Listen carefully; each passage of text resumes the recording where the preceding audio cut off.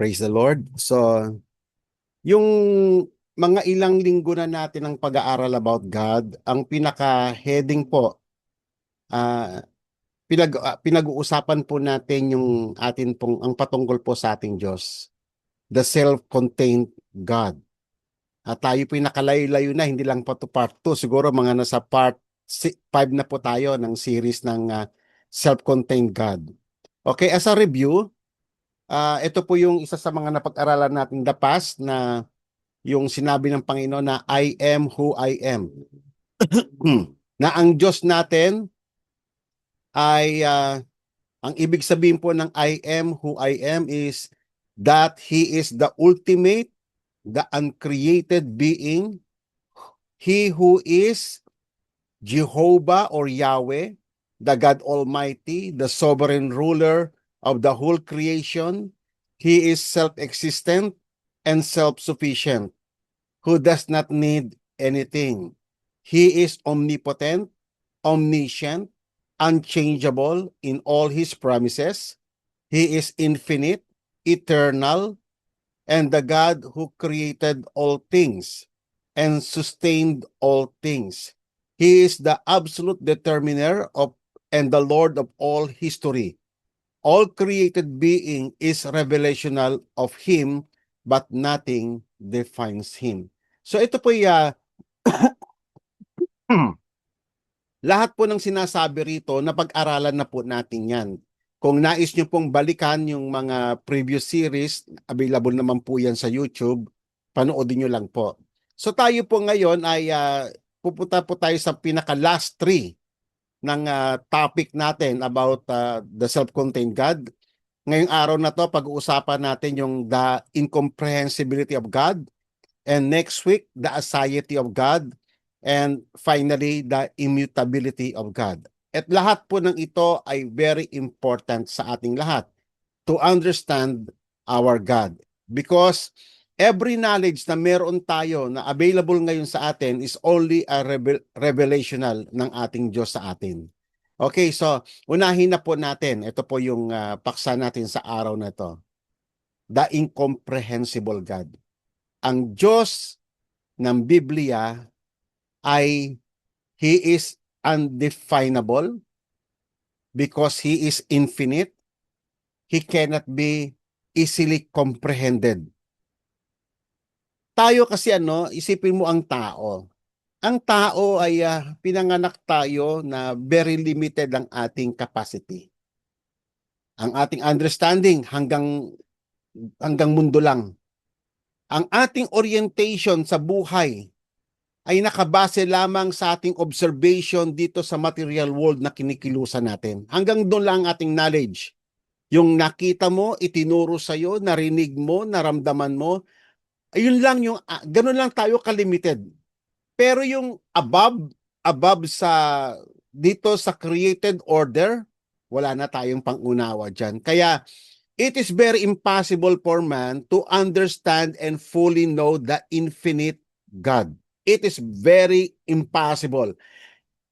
Ang mga tagapagturo ay may limitasyon.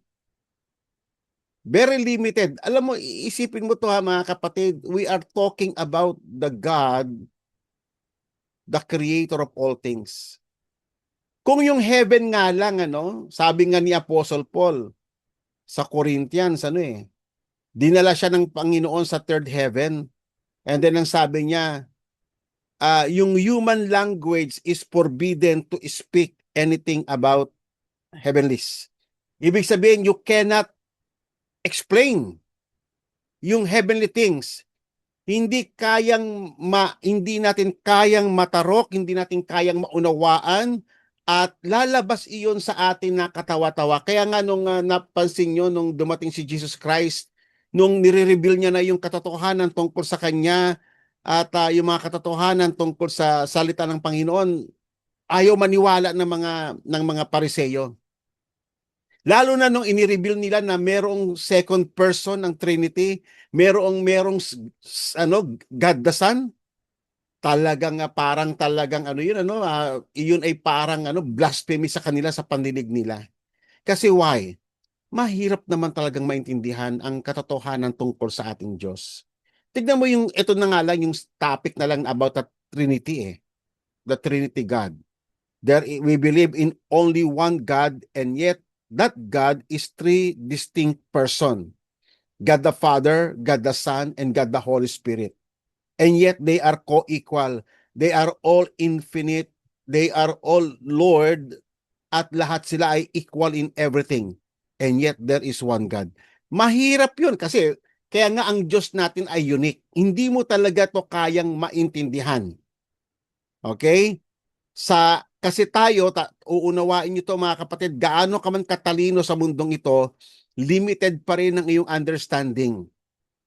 Hanggang dito lang sa mundo ang kaya mong i-explain. Hindi kayang i-exhaust ng human understanding ang mga katotohanan tungkol sa ating Diyos. Kaya nga sabi nga po rito no, sa Isaiah 40 verse 28, sabi rito, do you not know? Have you not heard? The everlasting God, the Lord, the creator of the ends of the earth, does not become weary or tired. His understanding is unsearchable. Yan po yung napakalinaw na statement. Ang Diyos, minsan, alam mo, isa sa mga problema ng tao. Di ba ang sabi ng Bible, ang tao ginawa niya ayon sa kanyang wangis. Pero ang tao, ang ginagawa ng tao, gumagawa siya ng Diyos na ayon sa kanyang wangis. Ayan ang problema ng tao. Baliktad. So gusto niya, siya ang gagawa ng Diyos at siya'y magde-define sa Diyos kung ano itsura niya, kung anong kapangyarihan niya, kung ano yung kaya niyang gawin. Pero the God of the Bible ay hindi po siya ganon. Yung Diyos na sinasamba natin, unang-una hindi siya tulad natin na tao. Minsan kasi iyan ang isang problema even sa mga Christians, natatrap sila sa ganong error na inaakala niya si God ay parang tayo lang, parang tulad lang din natin. Minsan nililimit natin si God sa kalendaryo natin, nililimit natin si God doon sa ating time span. Mali kapatid, nililimit natin si God sa material world natin. Mga kapatid, hindi po ganoon ang ating Diyos. Kaya nga sabi niya rito, I am the creator of the ends of the earth, does not become weary or tired. Hindi siya yung Diyos na inaantok. Hindi siya yung Diyos na hindi niya napapakinggan ang panalangin mo. Hindi siya yung Diyos na maiksi ang kanyang kamay para abutin kasi yung pangailangan. Sinabi niya po yan sa kanyang mga salita. Hindi siya tulad ng tao na napapagod, nahahapo, may limitasyon. Hindi ganun ang Diyos natin. He is entirely unfathomable sa knowledge ng tao. Sabi niya, his understanding is unsearchable. Meron man tayong nauunawaan sa kanya, kakaunti pa lang yun. Ako nga, akalain nyo marami akong alam sa Panginoon, kakarampot pa lang din yun. Yung lahat ng katotohanan tungkol sa Diyos ay maunawaan na lang natin yan sa final na meeting sa Kanya, face to face, sa pagbabalik ng Panginoong Yesus sa araw ng glorification o yung tinatawag nating the consummation. Doon pa lang ma-unfold ang lahat ng mga mysteries about God. But for now, doon lang po tayo sa mga bagay na ni-reveal ng Panginoon. Sa Romans 11, sinabi niya rito, who has known the mind of the Lord? Meron ba? Meron na ba na isang preacher na magaling o matalinong tao na naunawaan niya na talaga lahat ng iniisip ng Diyos? Yan po yung isang malinaw na statement ni Apostol Pablo. Who has known the mind of the Lord? Meron na ba na nakatarok ng lalim ng pag-iisip ng Diyos? Or who has been his counselor? Si God ba ay kinakailangan niya yung payo ng tao? Kinakailangan niya ba yung suggestion ng tao para gawin niya yung dapat niyang gawin? Naalala ko yung si Jesse Duplantis, yung isang false prophet. Mag-ingat kayo dyan, no? Si Jesse Duplantis, yan yung mga kasama nila Kenneth Copeland, nila Joyce Meyer, nila ano itong mga false prophet ito, grupo ito, nila Benny Hinn, mga puro false prophet po yan. Malala itong si Jesse Duplantis kasi madalas daw siyang pumunta ng langit, sabi niya. Napanood ko yung kanyang isang preaching eh. Actually sa preaching niya wala ka nang maririnig na word of God. Puro na lang siya ang maririnig mo. Yung encounter niya sa Diyos. Wala na yung gospel. Wala na ang word of God. Siya na lang ang pinipreach niya. At yung mga tao, gustong-gusto nila yon. Kasi ang tingin nila kay Jesse Duplantis, parang napaka-spiritual, parang ang lapit-lapit sa Diyos.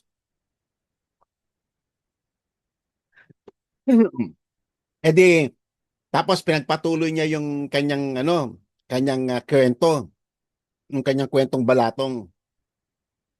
Minsan daw, pumunta daw siya ng langit at nakita niya si Jesus Christ. Umiiyak daw. Tapos nagpapaano sa kanya, alam mo yung parang kino-comfort niya si Jesus Christ kasi umiiyak. What? That is blasphemy. Inistrip niya ng majesty ang Panginoong Yesus. Kaya kayo mga kapatid, mag-ingat kayo sa mga pinapanood nyo sa YouTube ha. Mag-ingat kayo, ang daming false prophet sa YouTube. Hindi porke para bang ang galing-galing niya magsalita, maharuyong magsalita, ang galing-galing na parang ay magpapaniwala kayo. Mag-ingat kayo, ang daming false prophet sa YouTube. Okay? Mag-ingat kayo. Sabi nga rito, or who has been his counselor? Who has ever given to God? Meron ba? That God should repay him. Meron ba tayong na-contribute sa creation o sa kanya na something na pasasalamatan tayo ng Panginoon? Si Jesse Duplantis, kiniklaim niya na naggawa niya yan eh. Grabe yung taong yun. For from Him and through Him and for Him are all things, to Him be the glory forever. Kaya nga ang sabi rito, sa Kanya nagmula ang lahat eh. Ano may bibigay mo sa Kanya? Sa Kanya nga galing ang lahat. Even yung mga ibinibigay nating ikapo, yung mga binibigay natin, actually yung ating service kay God, hindi kailangan ni God yun kasi si God wala siyang pangangailangan. Naglilingkod tayo kay God bilang pasasalamat natin sa Kanyang ginawa sa atin. Hindi yun utang na loob ni God sa atin. Tatandaan po natin yan.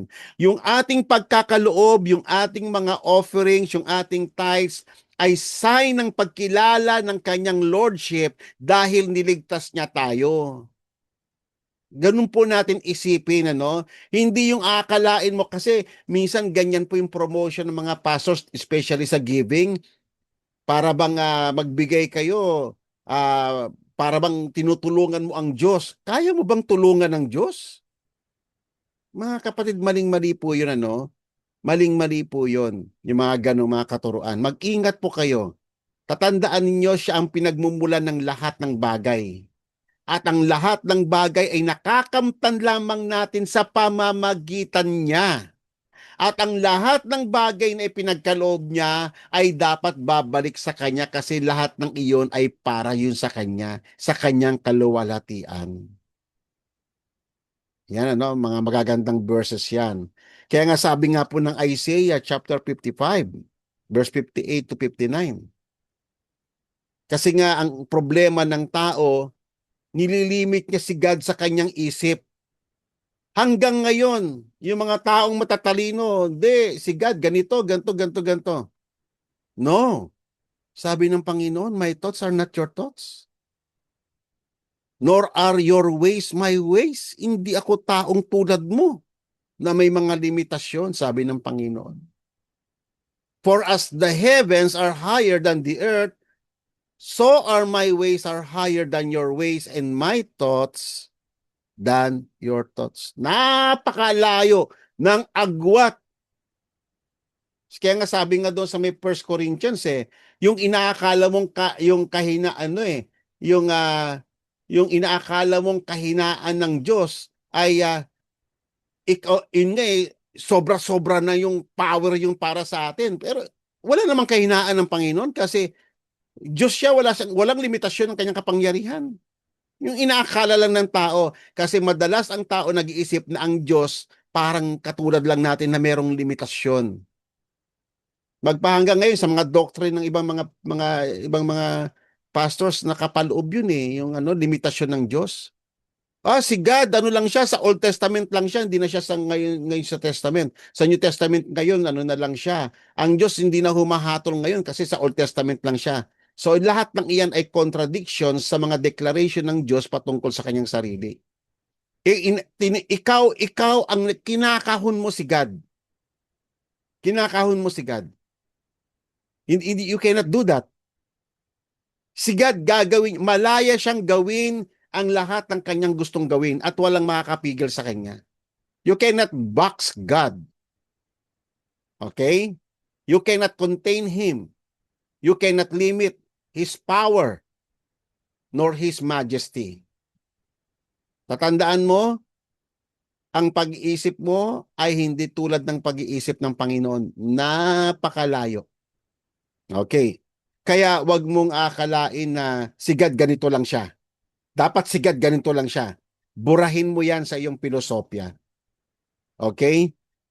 Kaya nga mga kapatid, tatandaan po natin, para lamang maunawaan natin yung infinite God. Tayong mga finite creature. Finite tayo, ibig sabihin ng finite ay opposite po yan ng infinite. Si God ay infinite and then tayo ay finite. Ibig sabihin tayo ay punong-puno ng limitasyon. Tayo yung mga nilalang na po limited in all things. Limited ang lakas natin, limited ang buhay natin, limited ang kaya nating gawin, limited ang ating karunungan, limited tayo in every areas of life and thought. So para lamang, in order for us to understand the infinite God, ay sa pamamagitan lamang ng revelation ng Diyos sa kanyang sarili. Doon lang natin maiintindihan, doon lang natin mape-perceive sa pamamagitan ng pananampalataya, Hindi lamang knowledge, mga kapatid. Knowledge plus faith, yun po yung nag-uudyok sa atin para maintindihan mo, maging knowable sa atin, yung sa finite level natin, maging knowable sa atin yung Diyos na incomprehensible God. It requires revelation ng kanyang sarili. Kaya nga si God gumamit siya ng mga tao in different times, in different situation, gumamit siya ng mga tao sa iba't ibang mga panahon para i-reveal niya yung kanyang sarili sa atin. Kaya hindi mo po pwedeng ilimit si God na si God, kompleto na yung sinabi ng Panginoon sa kanyang kompleto na. Yes, si God is still, bagamat kompleto na, naisulat na lahat, tapos na yung mga role ng mga propeta, naisulat na lahat ng mga dapat niyang sabihin, na dumating na si Jesus Christ, and yet si God ay malaya pa rin siya na gagawin niya lahat ng kanyang gustong gawin. Okay? No one could contain God. Okay? So tatandaan po natin, ang lahat ng bagay ay naitakda na ng Panginoon at ang lahat ng bagay ay tumatakbo, even our history, including the history of the world, ay tumatakbo na lang ito doon sa mga bagay na inihayag na ng Panginoon. Sapagkat bago umakyat ang Panginoong Yesus, inihayag niya, ini-unfold niya even yung mga things to come, even the end of the history of mankind. Ni-reveal na ng Panginoon ano ang kahinatnan ng mundong ito. Ni-reveal niya na lahat ng iyan. So ang hinihintay na lamang natin ay yung pagbabalik ng Panginoong Yesus at walang nakakaalam nun kung anong oras at kung kailan. Okay? Si God lang ang nagtakda ng lahat ng bagay na yun. So we can only know about God partly at saka yung kanyang purpose, but not exhaustively, because God is beyond our knowledge. Uulitin ko, it is very difficult for us to understand God and the heavenly things. It is very hard for us. Kasi tayo nasa lupa lang tayo. Tatandaan niyo po yan. Kaya nga, at dahil nasa lupa lang tayo, si Jesus mismo nagkatawang tao. Para, alam mo ba, ito yung pagkakaiba ng Christian faith sa other religion. Kung pag-aralan mo yung philosophy ng lahat ng religion, bakit ang Christianity, bakit ang Christian faith is unique from all other religion? Kasi ganito, halos lahat ng religion, ang Muslim, Buddhist, Jewish, etc., etc., lahat ng iyan, lahat ng religion ay makikita mo na they are trying to reach heaven. Gusto nilang maging Diyos by their own effort. Yan. Kaya nga, diyan pumapasok yung good deeds eh. Kailangan, even sa Muslim, mag-alms ka. Sa Jewish, ganun din. May mga good deeds sila para makuha nila yung favor ng Diyos. Sa Christian faith, baliktad na baliktad. Hindi po ganun, mga kapatid. Sa atin, inihayag ng Biblia, walang sino mang nakaabot sa pamantayan ng Panginoon. Sa Romans chapter 3, sinabi roon, walang humanap sa Diyos, wala kahit isa, walang matuwid, walang favorable sa harapan ng Diyos. Ang umabot sa atin ay ang Diyos, nagkatawang tao, si Jesus, upang abutin tayo, upang iligtas tayo. And that makes the Christian faith unique. Kasi hindi acceptable sa ibang religion na yung Diyos ay mamamatay para sa kanyang mga tao. That is not acceptable. Even sa Jewish faith, hindi sila naniniwala na si Jesus ay na-crucify. They don't believe in that. Okay? Kaya nga, mga kapatid, sabi nga ng Panginoong Jesus, you are from below and I am from above. You are of this world and I am not of this world. I told you that you would die in your sins. If you do not believe that I am the one I claim to be, you will indeed die in your sins. Kapag hindi ninyo pinaniwalaan yung aking testimonyo, ako lang yung bumaba, ako lang yung galing ng langit. Ako ay nagpunta rito para mag-testify sa inyo ng mga katotohanan tungkol sa langit. At kung hindi nyo patatanggapin yung aking patotoo, mamamatay na kayo sa inyong mga kasalanan. Iyan ang sinasabi ng Panginoong Yesus. Sinasabi ng Panginoon, kayo hanggang mundo lang kayo. Walang sino mang nakarating sa langit. No one has ever seen God. Ang linaw niyan sa may Bible. Kaya pag may nagsasabi sa inyo, ako yung pastor na yun, nakita niya si God face to face, ay sinungaling na kagad yun. Bulaan na kagad yun, mga kapatid. Magduda na kagad kayo doon. Pag mayroong isang pastor sabi, ay nakapunta ako ng langit, bulaan na kagad yun, mga kapatid. Kaya mag-ingat kayo, naglipa na ang false prophet. Tandaan niyo po yan. Kaya mag-ingat kayo, mag-stick lang kayo sa testimony ng Biblia. Si Apostol Pablo, ang Panginoong Hesus mismo ay nagsasabi. Isipin mo nga, siya kinakailangan pa niyang bumaba para lamang mag-testify sa atin kung ano ang langit. Sufficient na yon yung kanyang testimony, hindi kulang. Pero sasabihin ng mga pastor, hindi kulang pa yung ginawa ni Jesus, kailangang dagdagan ko pa, kailangang tulungan ko pa si Jesus. Parang si Jesse Duplantis. Mag-ingat po kayo, mga kapatid. Mag-ingat po kayo. Paniwalaan nyo si Jesus. Ultimate na ito yung kanyang warning. Ako lang yung siya yung the only witness eh. The only true witness, si Jesus lang po yun. Wala nang iba. Siya mismo yung nagpapatotoo na sa atin. Kaya paniwalaan po natin yung kanyang mga patotoo. Tatandaan po natin, tayo hanggang lupa lang tayo.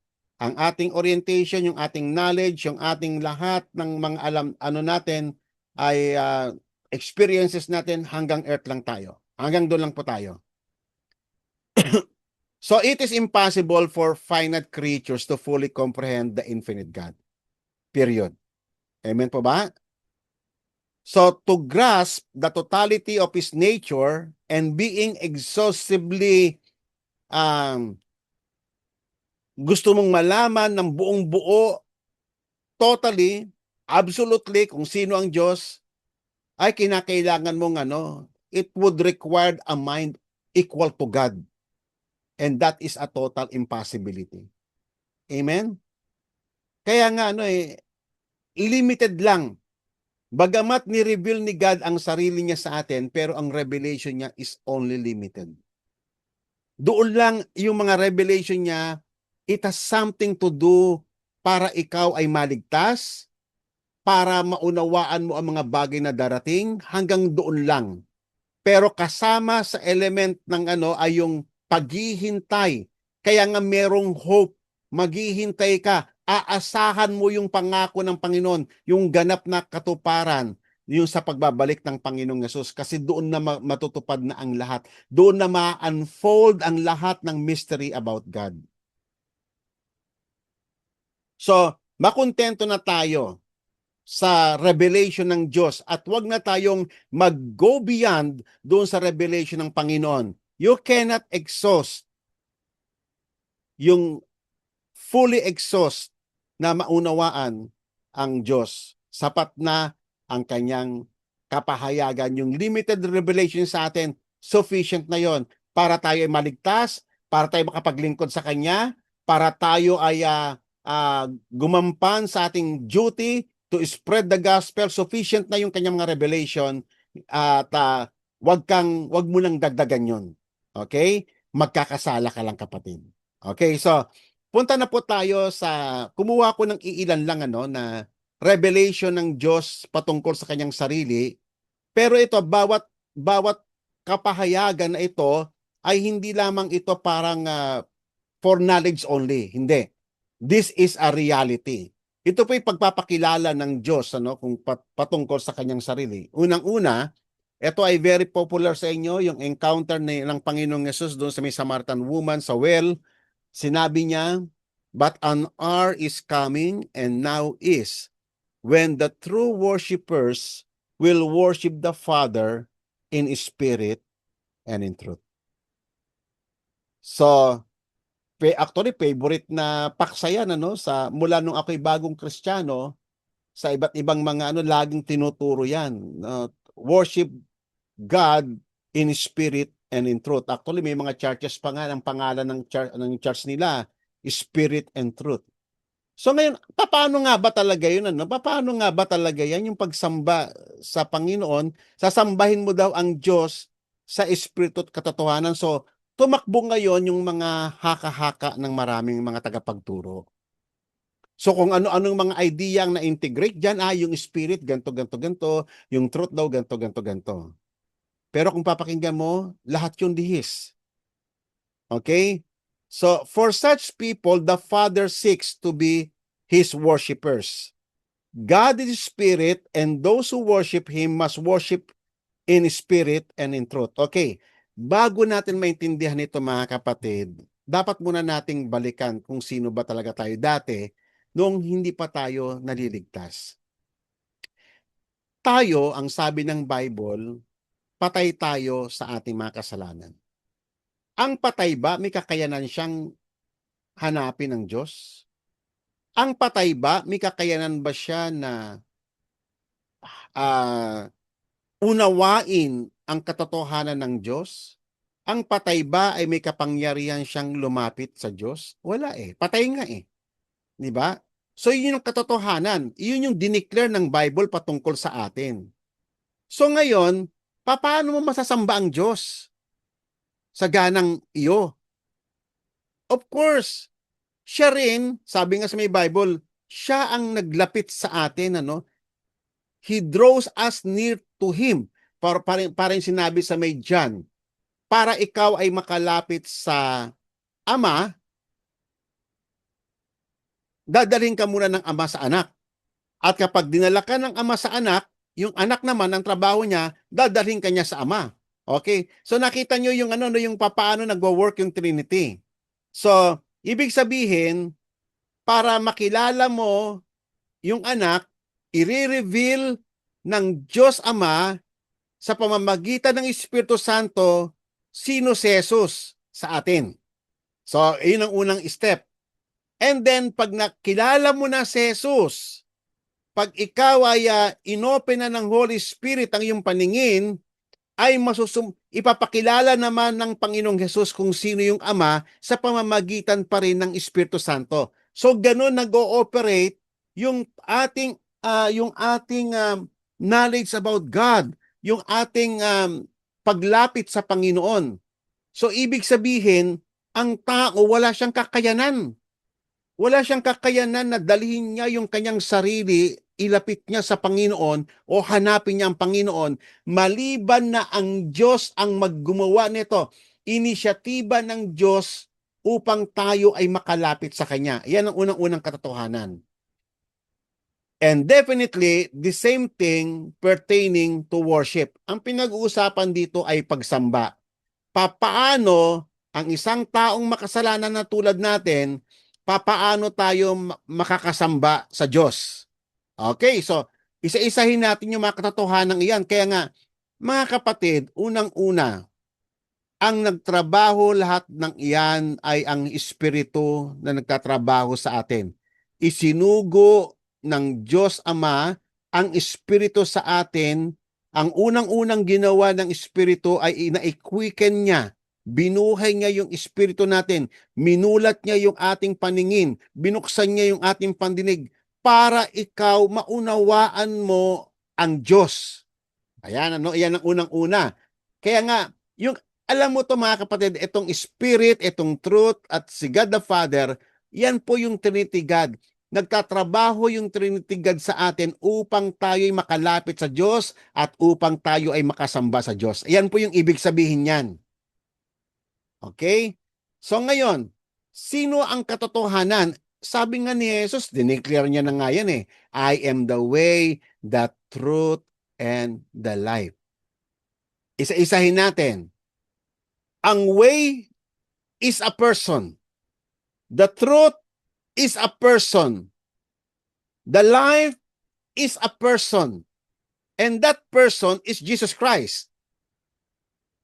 The Word is a person. And that is Jesus Christ. Intindihin niyo po yan mga kapatid. Malinaw, yan po yung declaration mismo ni Jesus sa kanyang sarili. I am the Word. I am the life. I am the truth. I am the light. I am the way. Declaration ni Jesus yan. So obviously, yung truth na sinasabi rito, ito po yung patungkol kay Jesus. Tatandaan ninyo, sino si Jesus? Makikilala mo lamang si Jesus sa kanyang ginawa. Yan. Yan po yung katotohanan, ano ba yung ginawa ni Jesus sa atin? Si Jesus ay Diyos, kasama siya ng Ama, right from the beginning.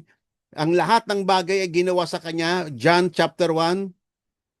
At siya ay nagkatawang tao. At siya ay nagbubo ng dugo para hanguin tayo sa ating mga kasalanan upang mailapit tayo sa Panginoon. At ang Holy Spirit ay nagtatrabaho sa atin, nagmumulat ng ating mga isipan, ng ating paningin, ng ating pandinig, upang lahat ng benepisyo ng ginawa ni Christ sa cross ay may apply sa atin. Ganyan nagtatrabaho ang Holy Spirit, ang Trinity God sa ating buhay. Hindi tayo ang nag-effort, kapatid. Kaya nga yan ang isang problema ko sa interpretation sa may passage na ito. Napakaraming interpretations. Lumayo na sa katotohanan. Hindi na i-exalt ang trabaho ng Trinity God. Excuse me.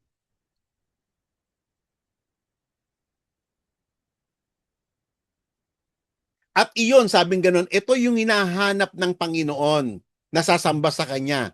Ito yung mga true worshipers. Sila yung mga talagang inilapit ng Ama sa Kanyang sarili. Alam nyo ba, kaya tayo nakapagpipray, sabi nga sa may Romans chapter 8, tinutulungan tayo ng Holy Spirit kasi ang mga prayer natin napakababaw lang, sa totoo lang. Ang mga prayer natin puro earthbound. Pero alam nyo ba, habang tayo nagpipray, ang Holy Spirit ay nag-intercede sa atin. Sabi sa Romans chapter 8, nag-intercede yung Holy Spirit sa atin at siya yung nag-groan so deep, yung mga panalangin na hindi natin naaabot, yung tinutulungan tayo ng Holy Spirit. Siya yung nagbibigay ng completion sa mga pagkukulang natin. Kasi tayo mga kapatid, aminin natin, by nature, we are insufficient of ourselves. Aminin niyo po yan, kapatid. We are insufficient. Hindi tayo yung parabang kaya mong gawin ang lahat ng bagay. No. We are insufficient and we need Christ and we need the Holy Spirit. Pag sinabi mong ikaw ay sufficient ka, kaya mong gawin ang lahat, isa kang sinungaling at isa kang hambog. Kasi insufficient tayo by nature. We need God. Siya ang pumupuno sa atin. Siya yung nagsusupply ng mga kulang sa atin upang tayo ay maging perfect sa harapan ng Diyos. Amen po ba? Unang-una na dyan yung righteousness. Siya ang nag-supply ng righteousness natin kasi unrighteous tayo. Yung righteousness natin is insufficient. Maruming basahan. Kung aasahan mo lang yung mga mabubuti mong gawa, maruming basahan yan. Pero sino ang nagpuno ng righteousness natin? Si Jesus Christ.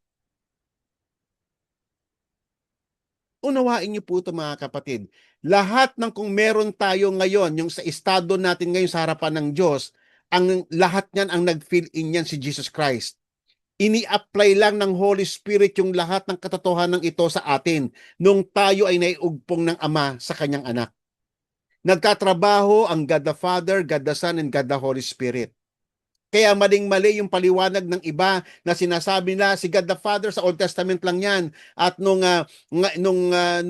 New Testament si Jesus Christ at ngayon Holy Spirit na, china-chap-chap nila ang Trinity God. Tatandaan nyo, we believe in one God and that God is undivided. All throughout history, since creation hanggang recreation, our God is undivided. They are always present. They are always working together upang tayo ay maligtas. Nakita nyo sa may creation, magkakasama silang tatlo? Pati doon sa may nakita nyo nung dumating si Jesus Christ, nung nagpabautismo siya, nandoon yung God the Father, nandoon yung Holy Spirit, nandoon yung God. Hanggang sa may crucifixion, hanggang sa resurrection, mga kapatid, never naghiwalay-hiwalay ang Trinity God. Never. Nagwo-work sila. Sila yung nagwo-work sa lahat-lahat sa atin. Alam nyo ba kaya tayo lang pinagpala? Dahil kay Kristo. Si Jesus lang kasing the only blessed one eh. And because tayo ay iniugpong ng Ama sa kanyang anak, yung blessing ay dumaloy sa atin sa pamamagitan ng Holy Spirit. Sa tulong ng Holy Spirit, dumaloy yung blessings na yon sa atin. Meron pong naka-open na microphone. Paki-close po. Sister Che, naka-open po ang inyong microphone.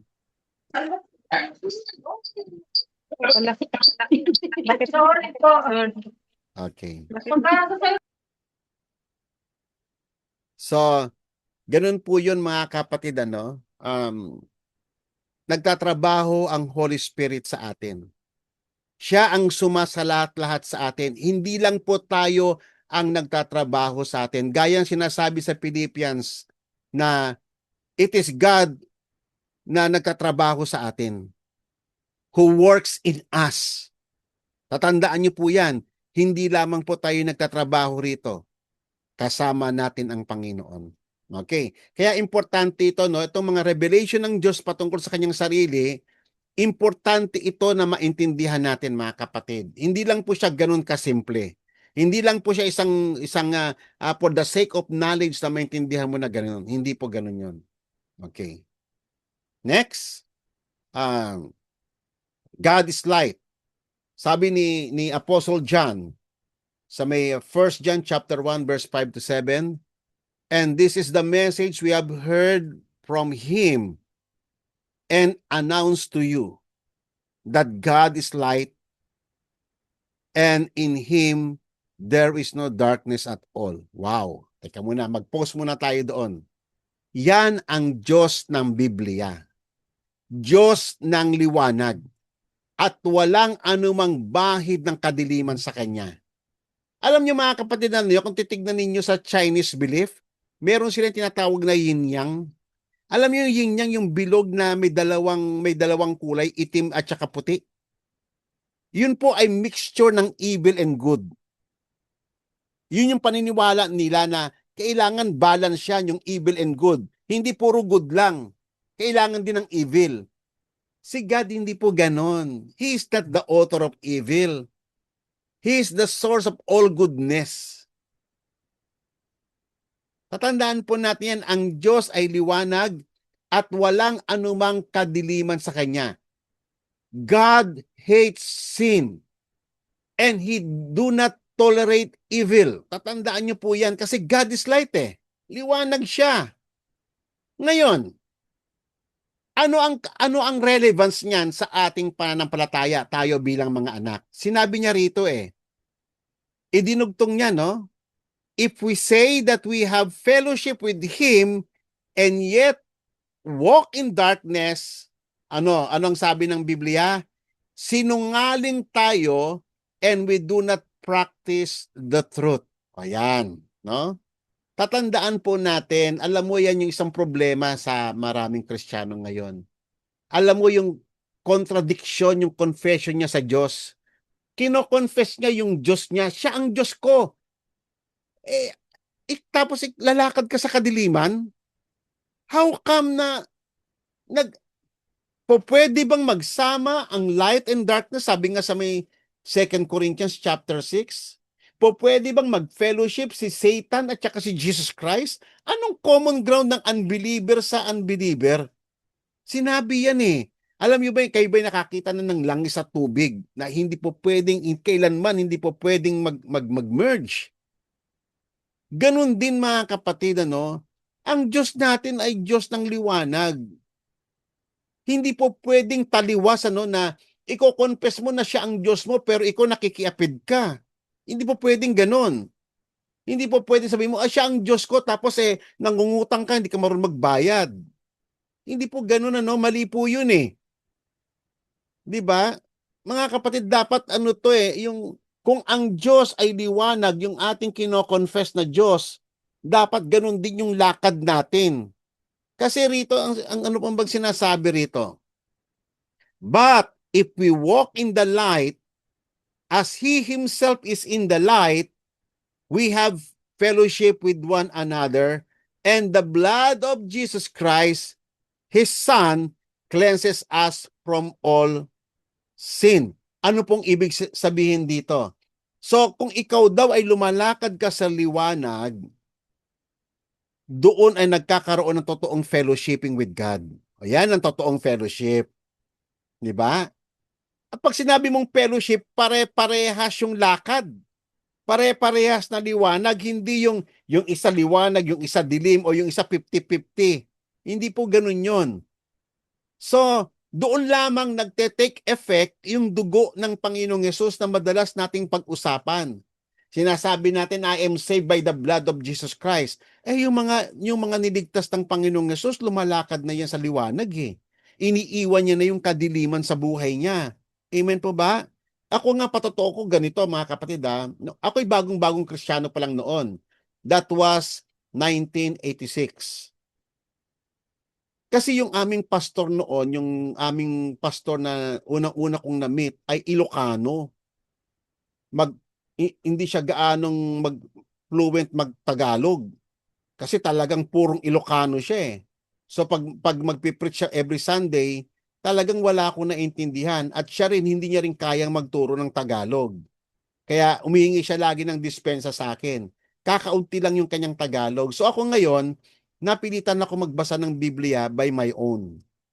Alam niyo ba mga kapatid, wala namang nagsabi sa akin na wag kang na wag tumigil ka na sa pagmumura, lumayo ka na sa barkada, tumigil ka na sa sigarilyo, sa bisyo, sa alak, wag ka nang tumingin sa babae ng mamihalay ng pagnanasa. Wala namang nagsabi sa akin nun Hindi ako tinuruan ng pastor. Yung salita lang ng Diyos na nabasa ko, sufficient na yon na nagtatrabaho sa akin ng Holy Spirit sa loob ko At ako na mismo yung umaayaw doon. Sa tulong ng Espiritu Santo, nire-repel ko yung evil. Alam kong ayaw yun ng Diyos, bagamat walang nagsabi sa akin nun. Napakabata ko pa nun sa Panginoon kasi beginner pa lang ako nun. So ngayon mga kapatid, kaya nga ako naniniwala ko na lahat ng naligtas ay kasi tumanggap siya ng Espiritu Santo eh. Alam nyo ba yung mga naligtas ay tumanggap ng buhay? Sabi nga sa may 1 John chapter 3, naglagay si sigad ng binhi sa kanya. Yung binhi na yon ay buhay yun eh. Buhay yung binhi ni God sa atin. At iyon, aayawan niya yung kasalanan. 1 John chapter 3, basahin ninyo.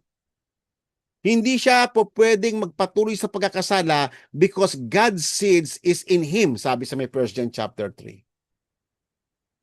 So ibig sabihin, kapag ikaw ay na-born again talaga at nai-apply yung dugo sa iyo, kasama doon yung trabaho ng Holy Spirit na aayawan mo yung mga dating ginagawa mong kadiliman. Kaya nga rito yung pinag-uusapan ditong light, no? Alam natin si Jesus yan eh. I am the light. I am the light of this world. Sinabi ni Jesus yan.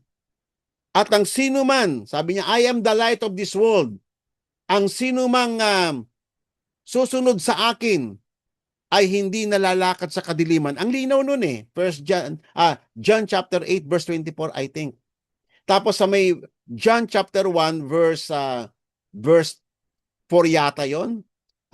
In him was light, and that life was the light of all men.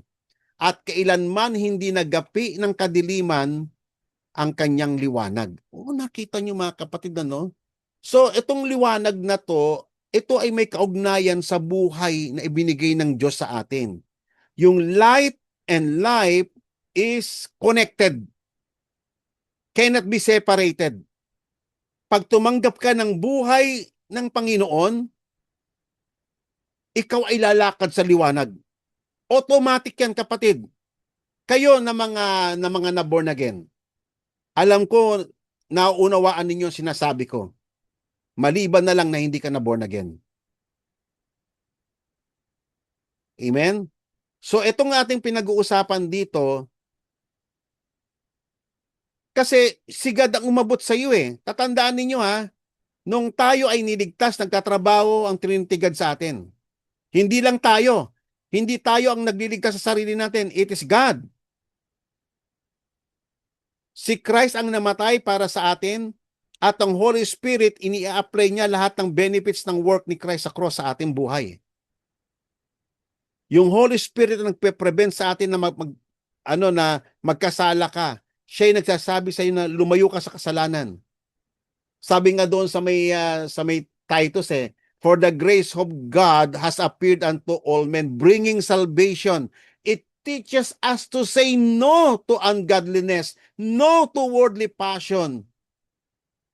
Kita nyo, yung minsan tayo, we always talk about the grace of God. I am saved by grace. Pero ang tanong, present ba sa iyo yung Holy Spirit na nagsasabi sa puso mo ng no sa kasalanan? Ayan ang mga magagandang tanong diyan.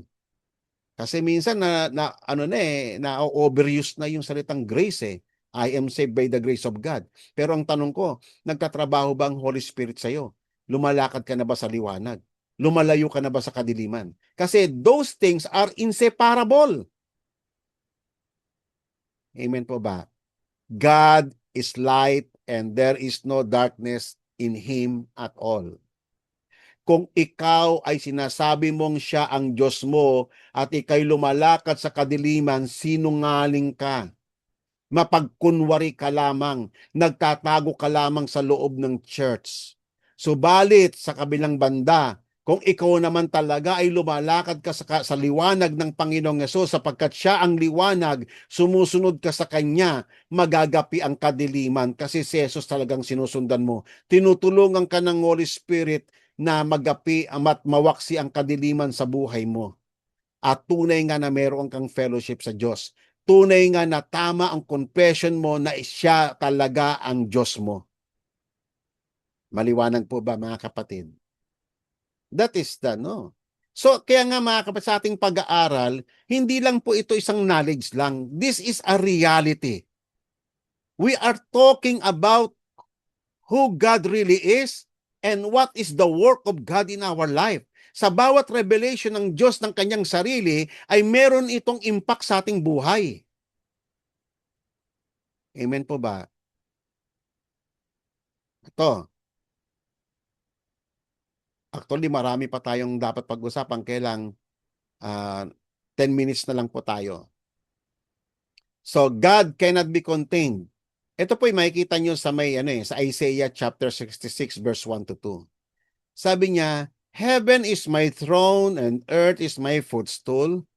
Where then is a house you can build for me?" Ano po bang pinag-uusapan dito? "And where is a place that I may rest? For my hands made all these things, thus these things came into being." Ako lang gumawa nito. So, anong gagawin mo sa akin? Ilalagagawan mo ako ng templo, katulad ng mga ginagawa ng mga Diyos-Diyosan, ililimit siya. Ito ang itsura ng Diyos natin, ganto, ganto, ganto. Ang Diyos matanda. Si God the Father matanda, kaya matanda ang mga drawing nila, yung mga ano nila. Si Jesus bata, kaya bata ang ano yan. Si Jesus, Santo Niño, ganto, ganto. Nako, yan yung mga foolishness, ano. They are trying to contain God doon sa kanilang, yung uncreated God ay ginagawa nilang creature. Yung Diyos na undefinable ay dinidefine nila. Yan yung idolatry eh. Kaya sabi ng Panginoon, ano mo sa akin? Can you contain me sa isang bagay, sa isang lugar dyan, sa ibabaw ng lupa? Etong tungan nga lang yan ng paa ko, sabi niyang ganon. Ang lupa ay tungtungan lamang ng aking paa. Heaven is my throne and earth is my footstool. O anong ngayon ang gagawin mong templo kay God? Kung i-imagine mo nga ito literally, napakalaki-laki ng Diyos eh. Hindi kayang i-contain ang buong kalawakan, ang universe. Ngayong nasa siyensa na tayo, alam natin yung vastness ng universe. And yet, hindi kayang i-contain ng universe si God. Ang Diyos natin ay napakalaki na hindi mo maintindihan, and yet siya ay nasa sa atin. Ang Diyos ay napakataas and yet He is very close to us. At ito yung sinasabi niya rito. "But to this one I will look, to him who is humble and contrite of spirit and who trembles at my word." Dito, nananahan siya. Yan ang hinahanap ko. Diyan ako nananahan sa mga taong humble, sa mga taong contrite ng spirit, sa mga taong marunong manginig sa aking mga salita. Diyan ako nananahan. So nakita mo, no? Yung Diyos na para bang napakalayo-layo niya, pagkalaki-laking Diyos, yung Diyos na para bang napaka-uncontainable, and yet nandito siya sa atin, sumasa atin siya. Amazing, no? Yung ganung mga thoughts. Ganyan pinapakilala ng Diyos ang kanyang sarili. Bagamat siya ay siya yung parang unreachable, pero and yet He is in us, living in us. Emmanuel. Isipin niyo yun, yung mga kamangamanghang ng katotohanan tungkol sa ating Diyos. At ito, gusto ko itong bigyan ng diin ito eh. "But to this one, I will look, to him who is humble, contrite of spirit, and who trembles at His word." Ang tanong ko rito, kapatid, sino sa atin ang ganyan? Sino sa tao sa ibabaw ng daigdig mula noon magpahanggang ngayon ang ganyan ng katangian? Wala po, kapatid, wala.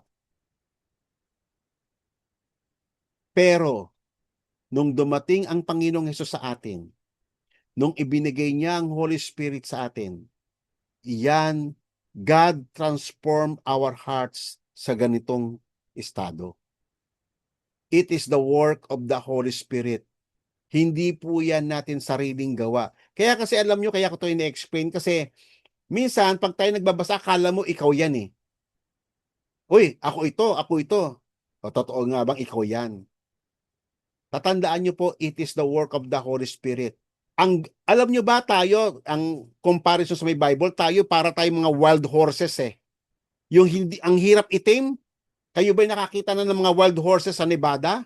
Sakyan mo, itatapong ka talaga nun, sipain ka nun. Ganun tayo. Ikinumpara sa may Bible. Para tayo nag-aalimpo yung dagat. Untamed. Ano ang ginawa ng Holy Spirit sa atin unang-una? Tiname niya tayo. Ginawa niya tayong meek. Tinuruan niya tayo magpakababa. Kaya ngayon kung babasahin mo yung yung beatitude, ganun ang ginagawa ng Panginoon sa atin. Unang-una, i-declare ng Panginoon na bankrupt tayo. He will make us realize through the power of the Holy Spirit we are spiritually bankrupt para matuto kang mahiya. Kaya nga ang unang-unang ang entrance natin sa Kingdom of God is repentance eh. Kasi bibigyan ka ang Panginoon nagbibigay sa iyo ng heart ng repentance. Ang repentance is a gift, sabi ng Biblia. Siya ang nagtuturo na mag-tremble tayo sa salita ng Panginoon. Pag nakita mo ang kanyang holiness, pag nakita mo ang kanyang majesty, pag inireveal na ng Holy Spirit yung katotohanan tungkol sa Diyos at saka sa yung katotohanan sa ating pagiging makasalanan, at matututo kang mag-tremble sa Diyos. This is the work of the Holy Spirit. Amen? Kaya nga, dinugtong pa ito na last 4 minutes na lang. The God who made the world and all things in it, since He is Lord of heaven and earth, does not dwell in temples made with hands. No? Gaya ng sinasabi sa Isaiah 66 verse 1. Nor is He served by human hands.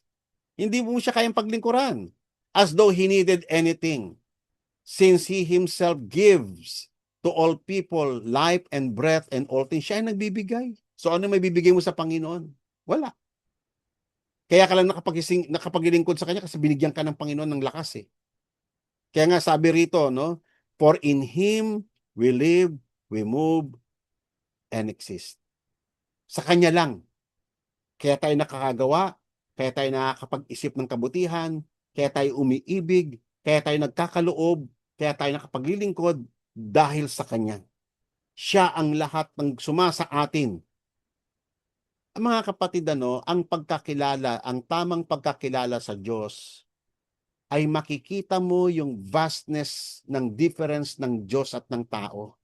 Hanggang sa makikita mo ang sarili mo na, Lord, nakakahiya, makasalanan ako. Kaya nga nung inihayag ng Panginoon ang kanyang sarili kay Isaiah, sabi ni Isaiah, woe unto me, a man of unclean lips. Yun ang unang-una niya kagad na nakita. Yung karumihan natin at makikita mo yung vast comparison ng kanyang kabanalan. A holy God, a just God, at ikaw isa kang sinner.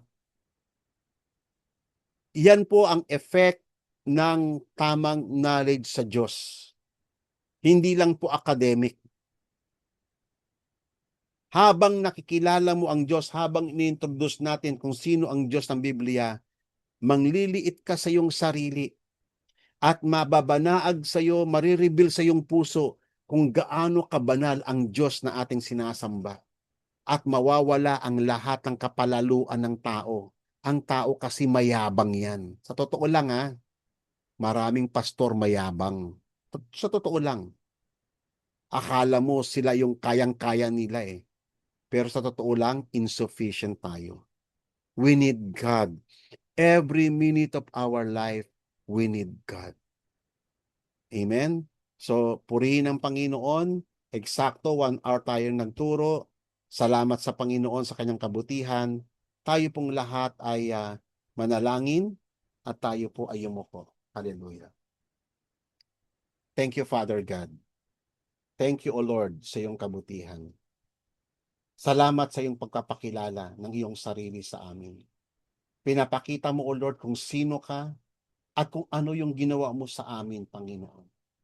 Ama, patawarin po kami sa lahat ng aming mga kapalaluan, sa lahat ng aming kamangmangan, sa lahat ng aming mga pagmamagaling. Lord, ikaw ay banal At ikaw, O Lord God, you are a great God, O Lord God. Ikaw lang, O Lord, sa ganang iyong sarili, O Lord, niligtas mo kami.